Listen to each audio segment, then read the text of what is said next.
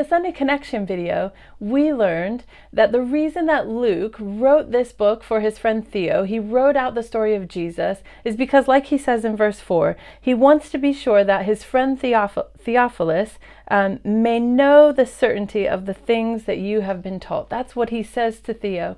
And so what we're going to do this week is we're going to talk about some of the reasons that we also can have certainty in the faith that we have in Jesus.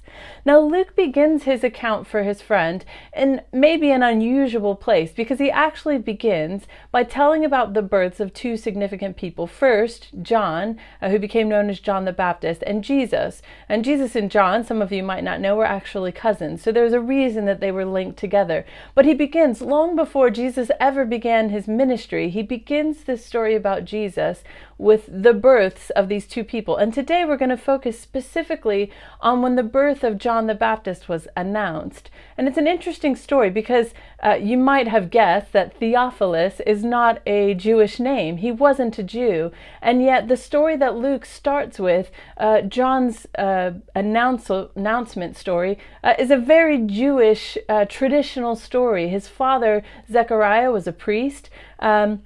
And we're told that Zechariah found out about his wife's pregnancy when he, as a priest, one time a year was in the temple making sacrifices, and an angel appeared to him. This is very traditional Jewish moment in the life of the Jewish community. And Zechariah and Elizabeth, who were further on in years, who'd never had children, and here comes an angel to make this sudden announcement that Zechariah's prayers have been answered, that his wife Elizabeth is going to have a child.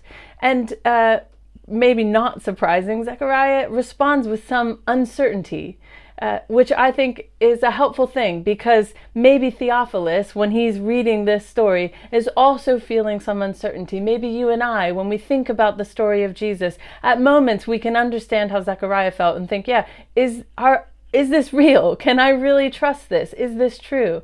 And so we find ourselves maybe in the same place Zechariah was, where he actually asks the angel in verse 18, how can I be sure of this? How can I know? And this is the reason that Luke is writing, isn't it? Because he wants us to be sure of our faith in Jesus.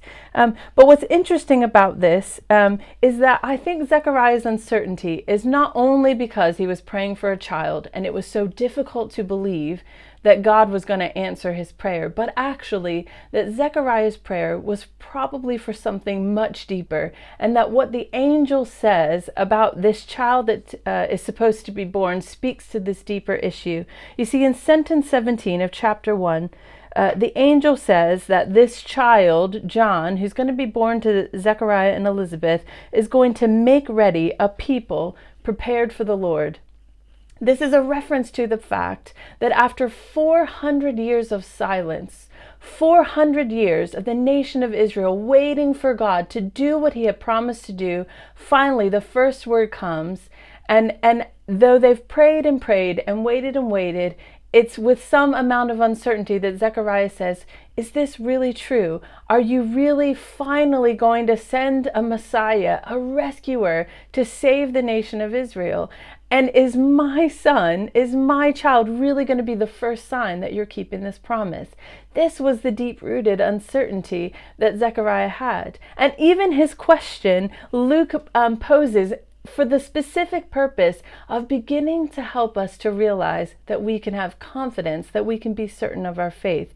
Because that question that Zechariah asks in sentence 18 sounds very similar to a question that was asked way back in Genesis chapter 15 by a man named Abraham, thousands of years before, the very first time that God made a promise to the nation of Israel. And understandably, Abraham was also unsure. And it was then that God kept his promise. And so now Zechariah is asking this question, and Luke uses a very similar way of telling the story to remind anyone who would have known about Abraham to say, don't you remember, God has kept his promises before. He has done this before, so surely we can have a certainty now that the God who kept his promises before, even after 400 years of silence, he's able to keep his promises to us today. And the angel responds with even more certainty in sentence 19. Look at what the angel Gabriel says. He says, I am Gabriel. I stand in the presence of God, and I have been sent to speak to you and to tell you this good news. He says, not only does he declare his name, but he says that he has been in the presence of God. We can have absolute certainty of what we know about Jesus, not because it came from a human being, not because it's just a story, but it is the message of God himself. And it's good news. And that is the central message that Luke has, that over and over again throughout this story, Luke is going to remind us that Jesus comes to bring good news, that it's good news for all of us. So my hope for you today, my encouragement for you today, is that if you find yourself in a place of uncertainty, that perhaps today you can be reminded of where God has kept his promises in the past. Perhaps in your own life, you can think of a moment where you've seen God come through, even when the future seems uncertain, even when things seem unclear, when you don't know how this insurmountable problem or challenge that you're facing, how is this even possible? Perhaps you can remember a moment where God has kept his promises in the past. And if you're not sure, then you could read in your Bible in all the places where God has been faithful in his word, because those are spaces that remind us that God keeps his promises.